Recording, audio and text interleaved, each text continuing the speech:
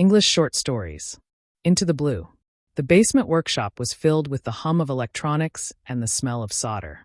For 6 grueling months, Elena and Marcus had poured their hearts into creating an eco-friendly drone prototype. They barely slept, skipping weekend gatherings and living on takeaway food just to meet their technical deadlines. Every wire connected and every line of code written felt like a step toward a cleaner planet. They were completely certain that their hard work would revolutionize environmental conservation. Their optimism came to a sudden halt on a rainy Tuesday morning.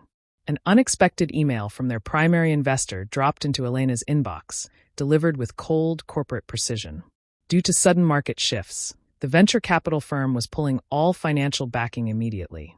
Elena stared at the screen in disbelief, her hands trembling as she read the message aloud to Marcus. In less than a minute, their grand plans were entirely shattered. The aftermath felt like walking through a bad dream. The project consumed months of work, but when funding was withdrawn, all that effort seemed to go into the ether. Looking at the silent prototype on the workbench, Marcus felt a deep, heavy emptiness in his chest.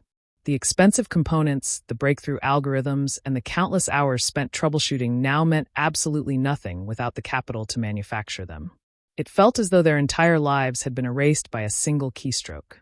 However, as the initial shock began to fade, a quiet determination replaced their despair. Elena realized that while the money was gone, the knowledge they had gained belonged entirely to them.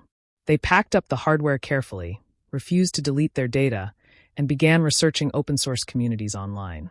They knew the road ahead would be twice as difficult without financial backing, but they were not ready to let their dream vanish forever.